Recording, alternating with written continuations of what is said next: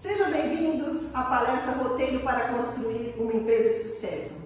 Eu sou a Paula César, mentora e consultora de negócios.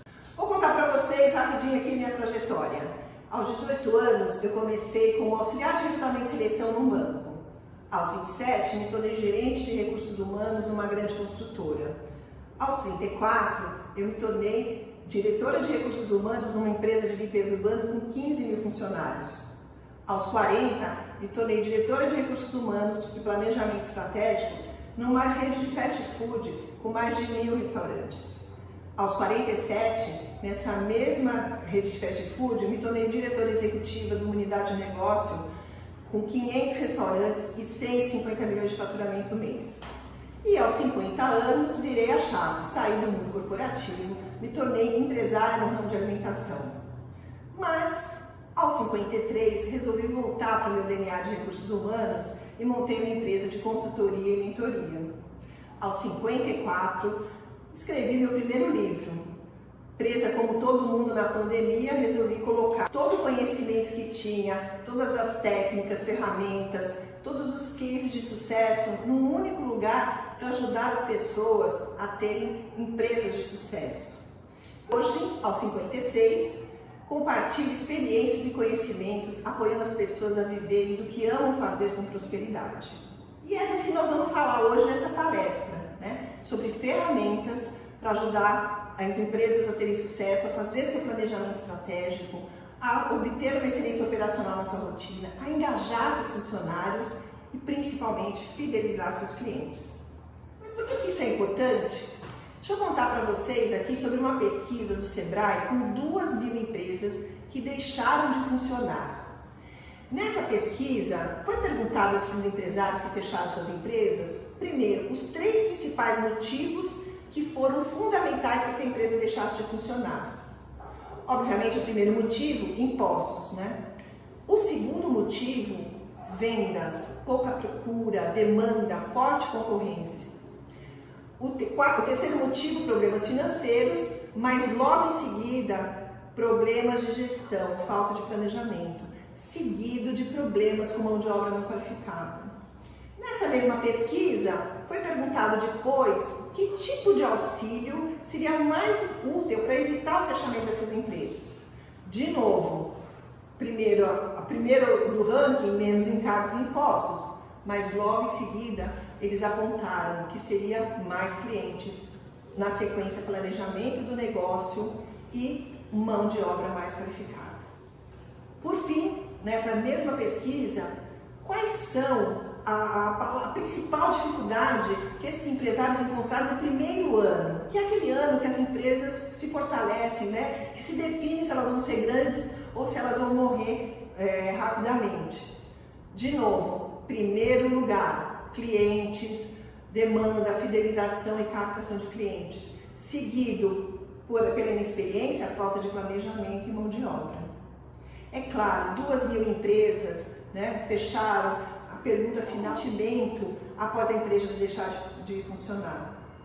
Frustração, um sonho que esses empresários tinham e que não se realizou. Mas vocês perceberam 3 tópicos: clientes, mão de obra e falta de planejamento.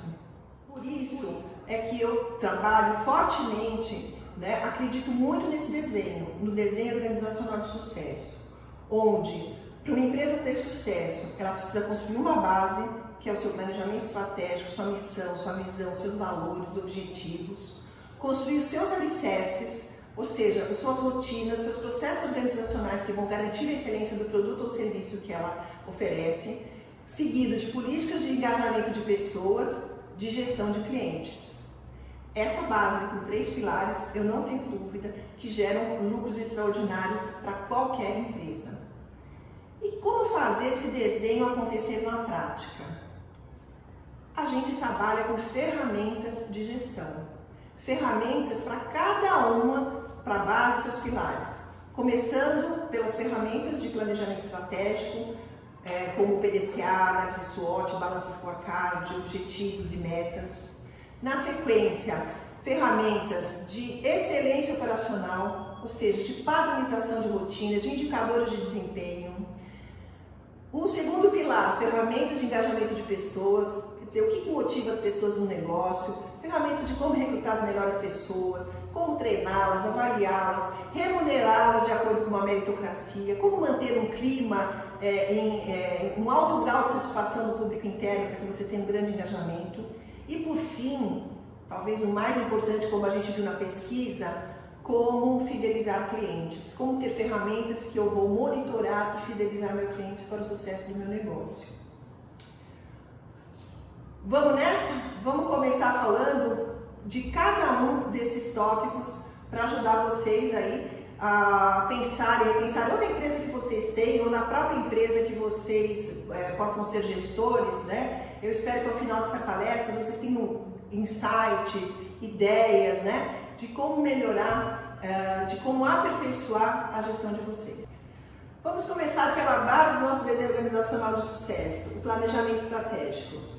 Nesse momento você pode pensar, isso não é para mim, isso só serve para grandes empresas. Mas grande parte das empresas que fecharam, daquelas 2.000 que eu mostrei para vocês na pesquisa, eram pequenas e médias empresas que perderam a oportunidade de se tornarem grandes, porque não investiram em planejamento.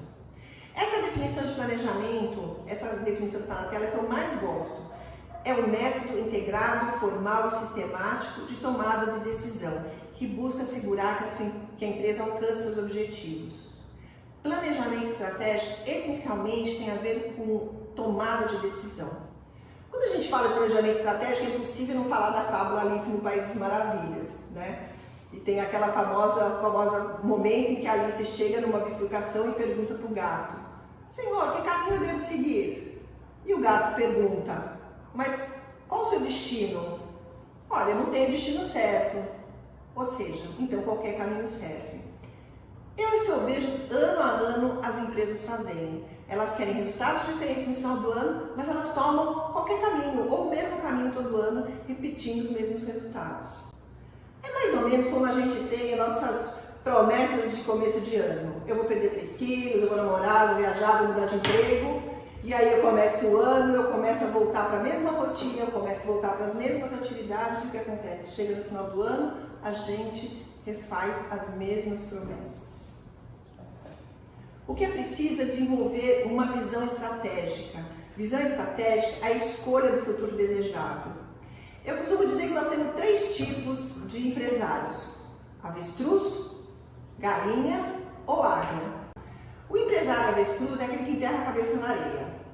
Ele tem problema, mas ele acha que o mundo vai resolver para ele, ou algum milagre vai trazer ele para resolver esse problema. Eu vi muitos empresários avestruzes na época da pandemia. Por exemplo, no meu ramo de alimentação, muitos donos de restaurante ficaram esperando o governo tirar impostos, liberar as operações, ou seja, ficaram esperando por um milagre. Aqueles empresários que identificaram que o canal delivery poderia ser uma saída, ou pelo menos, pelo tempo da pandemia, uma sobrevivência para os negócios, se deram muito bem, assim como eu. Mais do que sustentar os seus negócios, mais do que manter eles abertos, depois que saímos da pandemia, eu percebi que nos meus restaurantes o canal delivery ganhou muito mais clientes, porque pessoas que não estavam habituadas a usar esse canal passaram a usar na pandemia e não perderam esse hábito depois.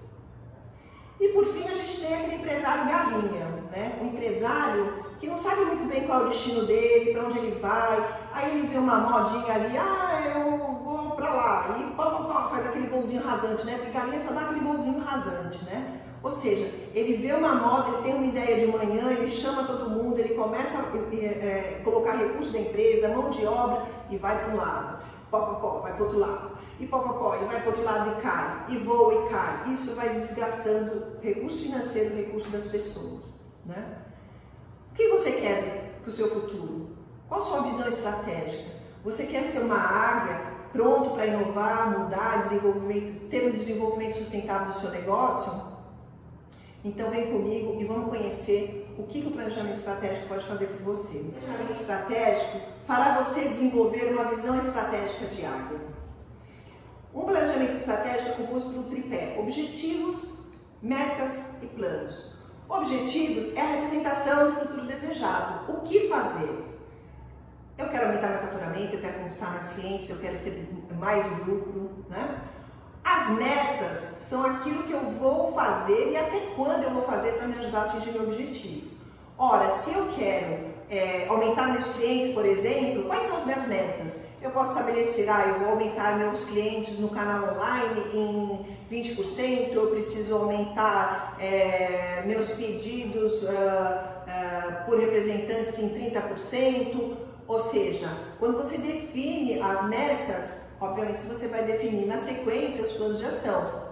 Ora, se eu quero aumentar meu canal online 20%, que tipo de ações, né? Quer dizer, como é que eu vou alcançar esse objetivo e até quando? O que eu vou fazer? Que recursos eu vou investir para isso? O planejamento estratégico que eu recomendo segue essas 5 etapas, que nós vamos ver cada uma delas. Concepção, conhecimento, estratégico, formulação, implantação e avaliação.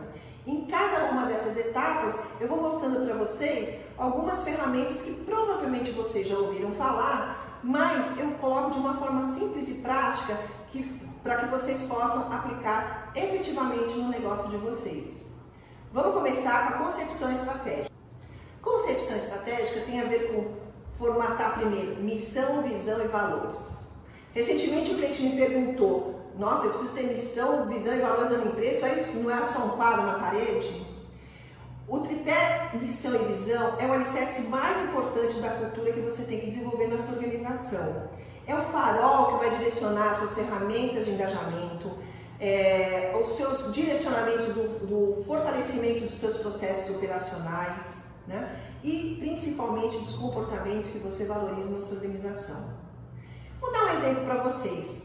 O McDonald's, como todos devem conhecer, aqui na América Latina, ele tem a seguinte missão: servir comida de qualidade, proporcionando sempre uma experiência extraordinária.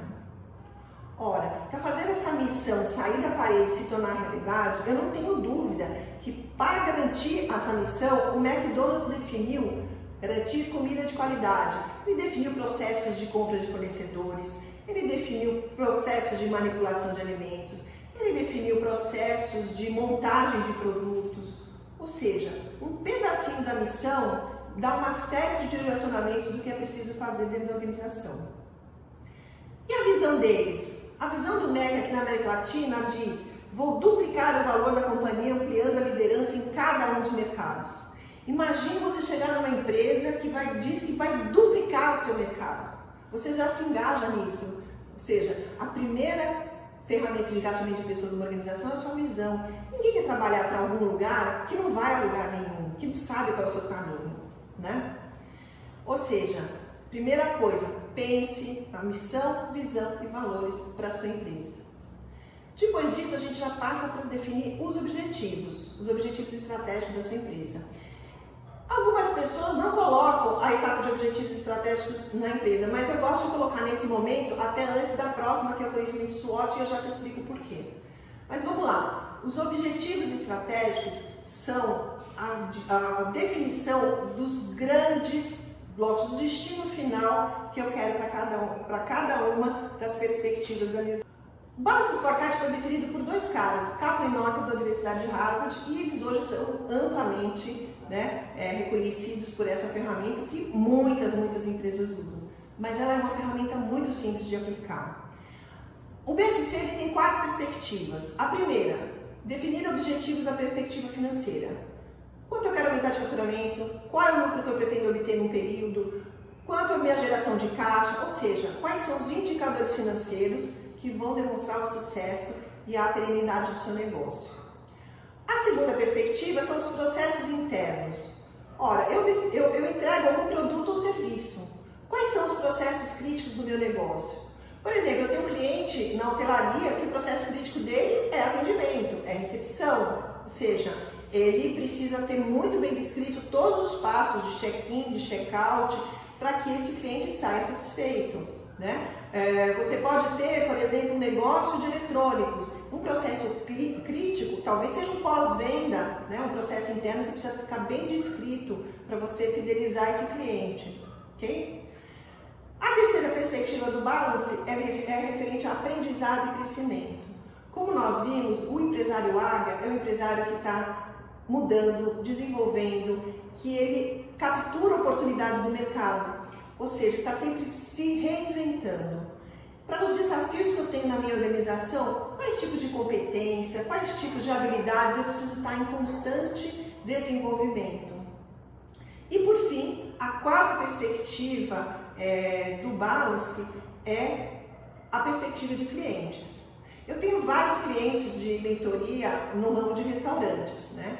E o principal objetivo que eu coloco nessa perspectiva para eles é: se você trabalha, por exemplo, com aplicativos de entrega como iFood, principal objetivo do ano, o seu restaurante, o seu negócio precisa ter nota 5 aparecendo lá no iFood. Porque é com nota 5 que você aparece na primeira página, né? E ninguém quer ficar andando um monte de página. Ou seja, isso precisa ficar claro para as pessoas, qual o objetivo que a gente tem de qualidade, qual o objetivo que eu tenho com relação à satisfação do meu cliente. Ok? Essa é a primeira parte de um planejamento estratégico. Agora nós vamos passar para a segunda etapa de conhecimento estratégico. Nessa etapa nós vamos usar a análise SWOT. Ou seja, depois de definir nossos objetivos, a gente vai ver como a gente está para atingir esses objetivos, né? Olhando para dentro da empresa, olhando nossos pontos fortes e nossos pontos fracos, ou seja, aquilo que pode ajudar e aquilo que pode atrapalhar o atingimento dos nossos objetivos, e olhando também para fora da empresa, o que nós temos de ameaças e oportunidades. Deixa eu dar um exemplo para vocês. Recentemente, numa confecção, nós fizemos um planejamento estratégico e esse empresário queria aumentar 50% a venda online dele. Aí, quando nós chegamos na etapa de conhecimento estratégico, nós começamos a ver forças e fraquezas. Uma das fraquezas era a capacidade produtiva dele. Se ele vendesse os 50% que ele queria no online, ele não teria capacidade para produzir isso junto com o que ele vende nas suas lojas. Ou seja, nós tivemos que dar um passo antes. Eu vou continuar tendo o objetivo de aumentar 50%? Sim, mas antes disso ele teve que colocar um objetivo de aumentar a sua capacidade produtiva. Por isso que eu gosto de colocar análise SWOT depois que eu defino os objetivos, porque a partir dos objetivos você começa a identificar para cada um dos objetivos o que está te favorecendo e o que está te atrapalhando, né? Da mesma forma, a questão de ameaças e oportunidades externas. Vamos supor que você está num bairro, você tem um salão de beleza num bairro e você está vendo um grande complexo de apartamentos sendo construído. Ora, isso é uma oportunidade. Você já tem que pensar em que tipo de marketing você vai fazer, que tipo de programa de fidelidade para atrair essa nova população para o seu salão, não é? Ao mesmo tempo, você tem que ver as ameaças, né? Você tem esse mesmo salão e na frente está abrindo um novo. Ou seja, vai ser uma concorrência. Você tem que ir lá descobrir quanto está cobrando, o que faz. Ou seja, você pode perder mão de obra para ele, você pode perder clientes. Ou seja, a análise SWOT faz com que você tenha aquela pausa na sua loucura diária, pense nos seus objetivos e defina planos para atacar suas fraquezas e para minimizar suas ameaças. Antes de a gente partir para a nossa próxima etapa de formulação estratégica, eu queria compartilhar com vocês aqui esse conceito que nós vamos usar bastante nas próximas etapas do planejamento estratégico, que é o conceito de PDCA. Há muitos anos atrás, acho que quando eu me tornei gerente de recursos humanos, eu tive acesso ao PDCA. Isso realmente mudou a minha vida. Obviamente você precisa ter a disciplina, né, de seguir os passos do PDCA. O PDCA é uma ferramenta que surgiu na década de 80, nos grandes ciclos de qualidade total, quando as empresas começaram a falar muito de zero defeito, né, melhoria contínua, né? E essencialmente é um ciclo, ele vem a ser um ciclo de melhoria contínua. P de planejar, né, de plan, D de fazer, C de checar e A de agir, né? Para os nossos próximos etapas, é esse conceito de planejar, fazer, checar e agir que a gente vai utilizar. Nós vamos usar o ciclo do PDCA. Vamos começar a nossa terceira etapa, a etapa de formulação estratégica. É o P do PDCA, o planejar. Eu trouxe aqui para vocês um exemplo de um cliente meu na área de construção civil, né? Quando a gente desdobrar os objetivos e metas, tem a ver com a gente desenvolver vários esforços integrados que irão atingir o objetivo. Olha esse exemplo que eu vou deixar aí para vocês, né? Nessa empresa de construção, um dos objetivos, né? Obviamente não coloquei nem todos os objetivos, nem todas as metas, mas um dos objetivos do financeiro é obter um lucro líquido de 20% em 2023. Quais são as ações, quais são as metas, né, que essa empresa irá empreender para que ela chegue ao lucro de 20% em 2023? Então eu coloquei duas metas aqui para vocês verem. Reduzir 5% nas compras de insumos, responsabilidade da área de compras. Treinar 95% dos funcionários em gestão de produtividade, responsabilidade da área de RH. Ou seja, o mesmo objetivo vai se desdobrar em várias metas que vão ser desdobradas para vários departamentos da organização. Vários departamentos, não é só o financeiro que vai ajudar com o lucro, vários departamentos têm a contribuir com cada um dos objetivos estratégicos. Vou deixar esse exemplo aí, né? Vocês estão vendo aí no vídeo, e procurem fazer um mapa desse para a sua empresa, para cada uma das perspectivas. Comece com um objetivo, 2, 3 metas para cada objetivo, né? E por aí assim por diante. Então eu já fiz a missão, visão, valores, eu já entendi como é que eu estou para atingir objetivos, eu já desdobrei meus objetivos em metas. Agora é a hora de eu pegar essa coluna e fazer meus planos de ação. É o meu D do PDCA, o fazer do PDCA. Eu deixo recomendado também um conceito muito conhecido, que é a técnica pensar em planos de ação nas metas SMART. O que é metas SMART? Ora, quando eu vou pensar numa meta e vou desenvolver um plano de ação, eu preciso desenvolver o que eu quero alcançar, como eu vou medir se eu alcancei, eu preciso fazer alguma meta factível e atingível. Lembra, não adianta aquele meu cliente falar, eu quero aumentar 50% no online e ele depois descobrir que não tem capacidade produtiva. Isso desmotiva as pessoas. Então pense nas metas, use os seus indicadores do passado para planejar suas metas do futuro, né? Eles têm que ser realistas. E por fim, toda meta tem que ter prazo. Eu deixei para vocês também um exemplo de uma representação gráfica de uso de um plano de ação. Como vocês podem ver nesse exemplo, tem lá a perspectiva de clientes, o objetivo, garantir 90% de satisfação dos clientes. Como é que essa empresa vai fazer isso? Ela vai aplicar pesquisas. Ela desenvolveu uma pesquisa, ela aplicou a pesquisa. Ela garantiu 90% de satisfação e a primeira pesquisa que eu apliquei deu 70%. Vou analisar essa pesquisa e vou ver o que eu posso fazer, o que eu tenho que desenvolver de novas metas para que eu chegue naquela meta de 90%. Né? Ou seja, tudo que a gente faz de pesquisa, tudo que a gente desenvolve de metas, eu preciso captar essa informação e transformar isso em ação, em conhecimento, em direção aos meus objetivos. Bom, depois de eu desdobrar minhas metas, fazer meus planos de ação, vem agora a etapa de C e A, o checar e agir do PDCA. E por isso que eu falo que essa metodologia, esse modelo mental de trabalhar a PDCA mudou, aperfeiçoou muito a minha gestão como gerente, como diretora e hoje como empresária. Porque muita gente que fala que planejamento estratégico não funciona, não cumpriu essa etapa. Ou seja, fez lá os seus objetivos no começo do ano. Eu quero aumentar, eu quero ter lucro de 20%. Aí chega lá em 31 de dezembro e vai descobrir que teve 5%. Por isso que eu recomendo fortemente essa etapa a cada 3 meses. Dê uma olhadinha aí nesse gráfico, né, nesse modelo que eu deixei para vocês. É o acompanhamento.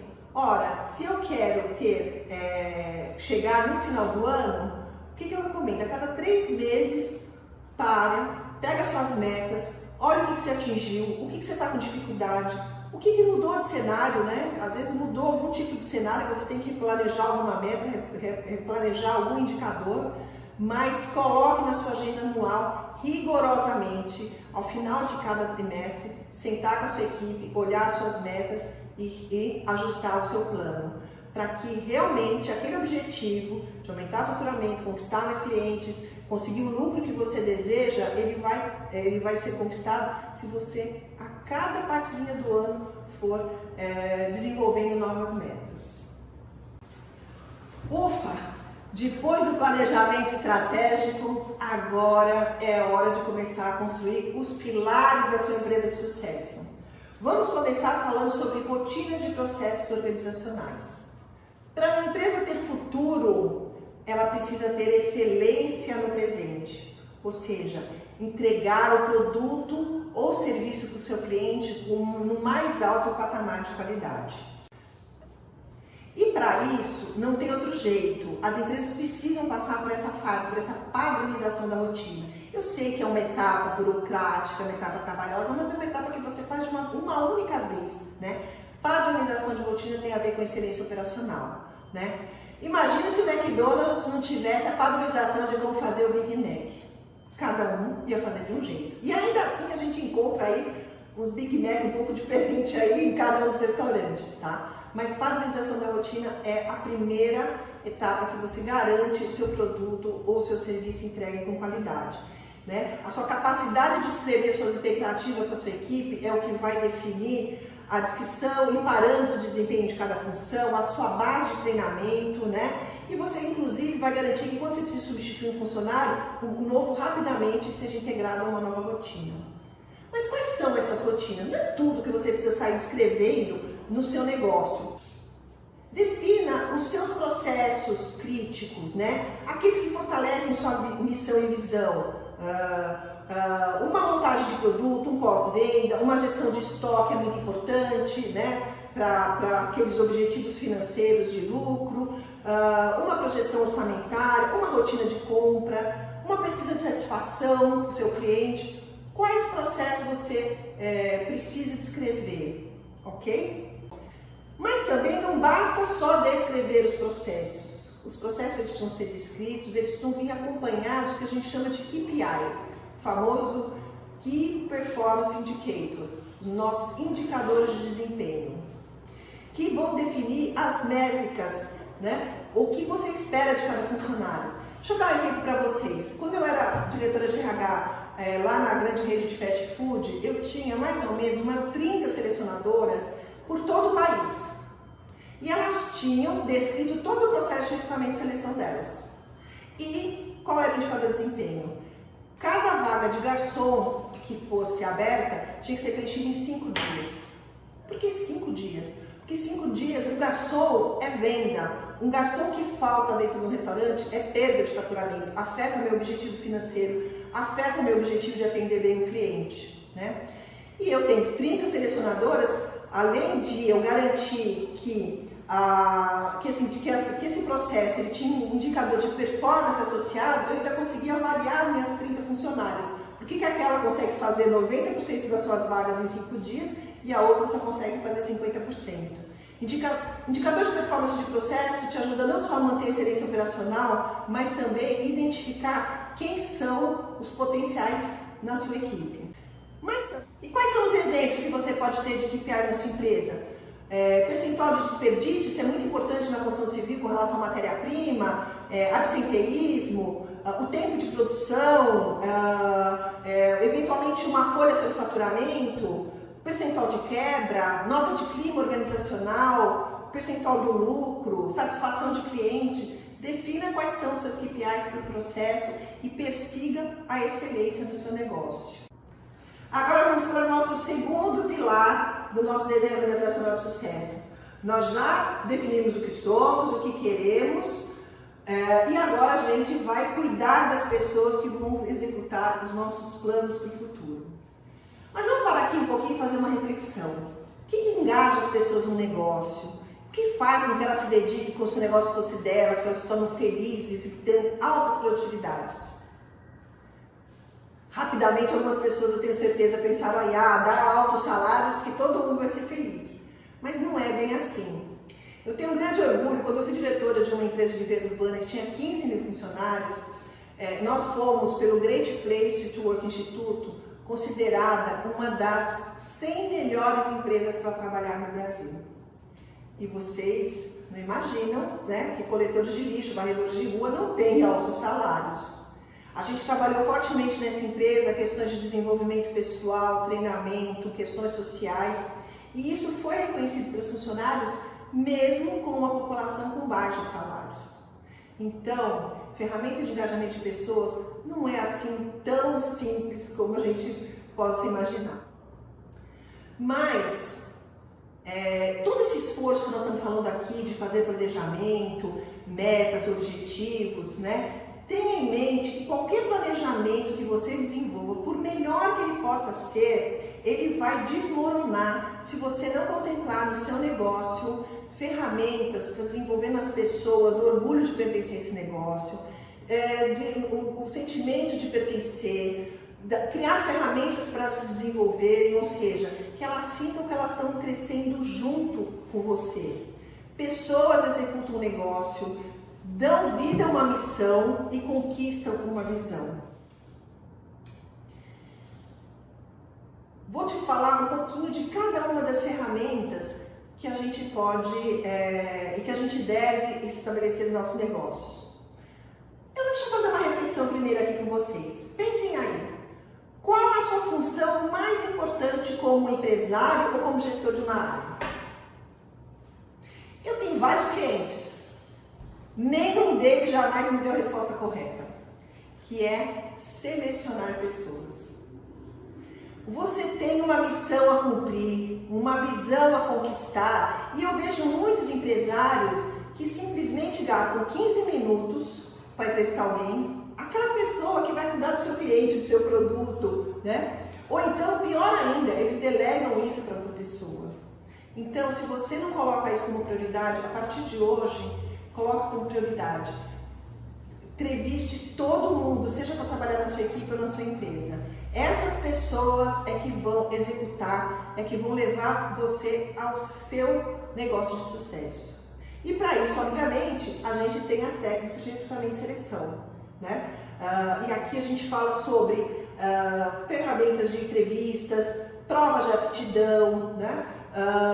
Nos restaurantes, por exemplo, eu faço provas práticas com o garçom. Coloco eles para atender uma mesa, coloco lá, me coloco na mesa e quero ver como ele atende, quero ver como é que ele aborda o cliente, né? Se você trabalha numa empresa que, por exemplo, num varejo, seja ele qualquer tipo de varejo, uma operadora de caixa tem que fazer uma prova de aptidão de matemática.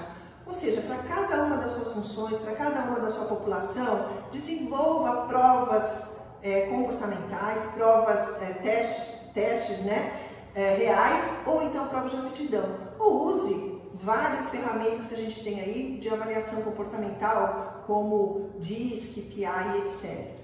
Mas, primeira ferramenta de engajamento de pessoas, técnica de recrutamento e seleção. Se não, todo o esforço que você vai fazer nas ferramentas seguintes, você pode estar fazendo com a pessoa errada. Agora que você achou a pessoa certa, a próxima ferramenta é treinamento. Você contratou a pessoa certa, agora você tem que criar um plano para que ela se desenvolva na sua organização. Você precisa pegar aquele planejamento estratégico, ver que tipo de gaps de competências você precisa dar de suporte para essas pessoas na sua organização para que elas executem aqueles objetivos e metas. Muitas vezes a gente coloca um monte de objetivos e aí não para para perguntar qual tipo de dificuldade a nossa população vai ter para superar os desafios, né? Com relação ao treinamento, eu faço uma pausa aqui. Eu sei que isso é voltado a grandes empresas, mas médias empresas também eu já começo a direcionar. A ferramenta mais poderosa que você tem para desenvolver pessoas é o modelo de universidade corporativa. A universidade corporativa, ela trabalha com o desenvolvimento das competências organizacionais, o que a minha empresa precisa desenvolver, e não essencialmente o que o meu funcionário precisa desenvolver. Então, se eu tenho algo com relação a desenvolvimento de pessoas que eu posso recomendar vocês estudarem e se aprimorarem, é o conceito de universidade corporativa. Eu desenvolvi várias na minha carreira. A do Habib's, que tem mais de 1000 restaurantes, a da rede de postos Ipiranga, na loja de conveniência MPM, fiz isso no hospital, fiz isso na empresa de limpeza urbana, né? E realmente a educação transforma as pessoas. Eu já recrutei a pessoa certa, eu estou desenvolvendo a pessoa certa, e é hora de você ter algumas ferramentas de avaliação de desempenho. Você, no próprio planejamento estratégico e nos seus próprios processos críticos, você já tem as avaliações de desempenho na sua mão. Porque o workshop trimestral, você já vai lá avaliando os seus profissionais. Quem bateu meta, quem não bateu meta, quem está indo bem, quem não está indo bem. E aí você também tem os indicadores indicador de desempenho, lembra da selecionadora? Né? Quem está cumprindo os indicadores de performance de cada função. Eu particularmente, mesmo quando eu trabalhava em grandes corporações de recursos humanos, eu sempre tive muito pé atrás com a avaliação de desempenho. Por quê? Geralmente a avaliação de desempenho é feita por um líder para as pessoas e acaba sendo com algumas funções bem subjetivas. Eu gosto de avaliação de desempenho objetiva. Quem cumpriu meta, quem definiu e fez muito bem a sua função. Mas uma avaliação que eu sempre recomendo, né, aos corajosos fazerem é a avaliação invertida. É a avaliação onde a sua equipe te avalia como líder. Porque numa empresa, se você aprimora, você avalia e desenvolve um modelo de liderança, um líder afeta a motivação de 1, 2, 5, 10 pessoas que ele lidera. Então, se você tem recurso escasso, invista em avaliação de liderança. Né? Invista em desenvolver as lideranças, porque automaticamente você vai desenvolver todo o resto da sua organização. Recrutei, treinei e estou em constante avaliação. Agora é hora de remuneração. E remuneração, hoje tem uma palavra que é fundamental a gente colocar no nosso vocabulário: meritocracia. No passado, a gente tinha os planos de cargos e salários, funções, júnior, pleno, sênior, né? Eu entro com isso, eu ganho aumento de mérito, aumento de promoção. Eu hoje opto em trabalhar com planos de remuneração variável, planos de participação em resultados. Você dá um mérito para o funcionário, no ano que vem ele não performa tão bem, ele tem esse mérito para o resto da vida. Pense na sua organização, por que não colocar um plano de participação em resultado? Se eu atingir aqueles objetivos do ano, quanto que eu posso desse lucro destinar aos meus funcionários que me ajudaram? Isso com certeza vai fazer toda a diferença, né? Porque as pessoas vão se sentir premiadas com aquilo que elas trouxeram, com aquele plano lá estratégico que a gente montou no começo dessa palestra. E por fim, né, algumas outras ferramentas que são importantes quando a gente pensa em engajamento de pessoas. Primeira delas, marketing interno. Você precisa ter um plano de endomarketing. As pessoas precisam saber como as metas estão indo, o que os clientes falaram, né? Quem está fazendo aniversário, né? É importante a empresa ter um canal de comunicação para fortalecer o teamwork, fortalecer as questões sociais. Ou seja, invista no marketing interno. E uma vez por ano, se você puder, invista em fazer uma pesquisa de clima.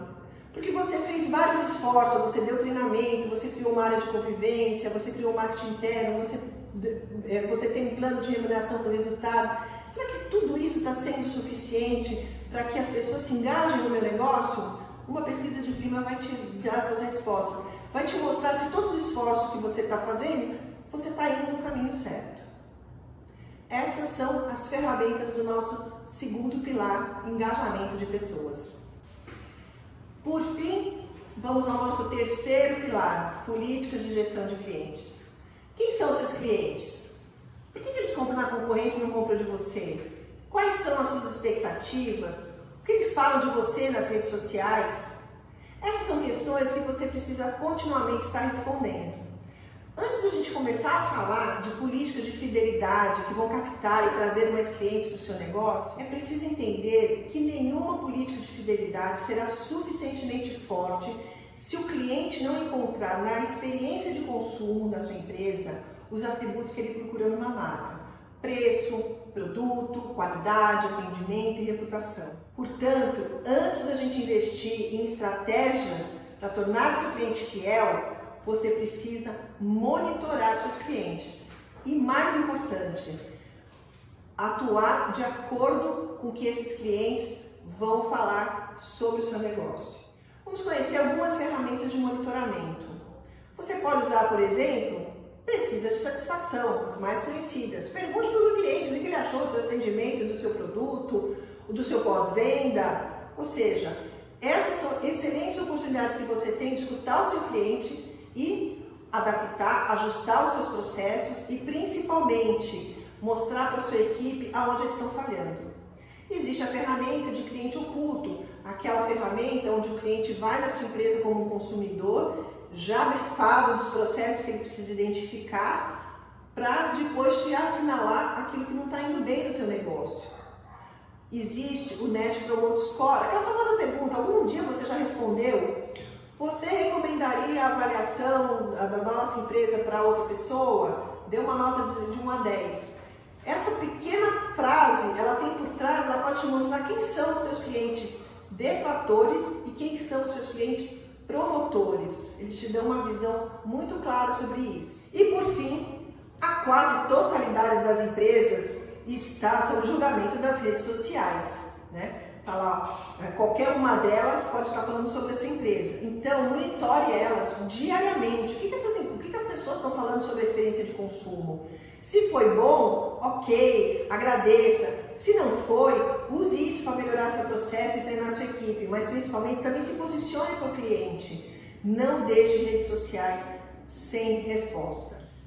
Antes de a gente falar um pouquinho sobre as ferramentas que você tem disponível para fidelizar o seu cliente, eu quero fortalecer esses 3 aspectos. Antes de você gastar qualquer recurso de fidelização, garanta que você tenha qualidade de atendimento, uma ótima experiência de compra para o seu cliente e uma avaliação pós-venda. Vamos ver algumas ferramentas de fidelização que você pode usar no seu negócio, né? Vamos começar com um clube de vantagens. Ora, eu tenho um supermercado que é meu cliente, que ele montou um clube de vantagens. Ele é um supermercado classe A e ele começou a montar um clube de vantagens dos principais itens que ele tem, ou seja, ele vende uma assinatura para que as pessoas já tenham meia dúzia de produtos que todo mês ela já recebe entregues na sua casa, independente de elas irem no supermercado ou não, né? Como vinhos, queijos e etc. Você pode ter um combo de serviços que obviamente todos os fast food usam, né? Um cross-selling, se você tem uma sapataria, o seu vendedor tem que ter a orientação. A pessoa comprou um sapato, ofereça um cinto. Um programa de pontuação, ora, você foi 10 vezes comer no restaurante, o 11º almoço é grátis. As ferramentas de cashback, X% de devolução do volume de compras que você tem. Ofertas relâmpagos, isso aqui é muito interessante. Oferta relâmpago, você pode pôr todo dia ou toda semana. Se você tem os seus clientes num grupo de WhatsApp ou numa rede social, você tem muito fortemente presença na rede social, coloque lá toda semana, oferta relâmpago da semana. Você começa a criar no imaginário do cliente, opa, vou ver que oferta que tem determinada empresa essa semana. E por fim, marketing de referência. O iFood faz isso muito bem. Indique o cliente e ganhe X, né? Ou seja, o que se aplica melhor no seu negócio? Muitas vezes você pode pensar, poxa, mas eu preciso ter sistema, eu preciso ter controle. Comece pequeno, pense no que você pode fazer. Você tem um salão de beleza? Faça uma cadernetinha. A pessoa fez 5 manicures, ganha a cesta de graça, né? Ou fez uma escova por 10 vezes, ganha uma hidratação. As pessoas gostam de ter vantagem, isso fideliza, isso cria um sentimento de vantagem para o cliente. É isso que traz de volta ele para o teu negócio. Mas, de novo, ele tem que ser muito bem atendido, ele tem que receber o produto que ele espera, né? E ele tem que... Organizações com lucros extraordinários, consistentes e sustentáveis, possuem cultura forte, autêntica, coerente com a promessa da marca. Eles têm a disciplina de entregar o que prometem. Elas têm um sistema de gestão de resultados eficiente. O que não se mede, não se gerencia. Elas têm um alto nível de engajamento das suas equipes, né? Elas atraem e desenvolvem as pessoas certas, encantam e fidelizam seus clientes e, principalmente, estão em processo constante de inovação e desenvolvimento. Seu negócio possui essas características? Ou você está como Alice no País das Maravilhas? Ou pior, dando só voos rasantes e enterrando a cabeça dos problemas? Vem fazer parte desse grupo exclusivo que eu montei de mentoria para as mulheres deste congresso, para tornar todas nós empresárias águias, voando alto, fazendo crescer as empresas. São somente 10 vagas. Tem aí o QR Code que você pode acessar e ter mais detalhes sobre como é esse processo de mentoria. São 10 sessões online de 2 horas por semana e exclusivo para vocês, 1 hora de mentoria individual ao fim das 10 sessões, para a gente tratar e olhar especificamente no seu negócio. Não perca essa chance, faça acontecer. Deixo aqui os meus contatos, se vocês precisarem de mais alguma informação ou tiverem algumas dúvidas ou quiserem me seguir, a gente vai conversando. Muito obrigado e faça acontecer!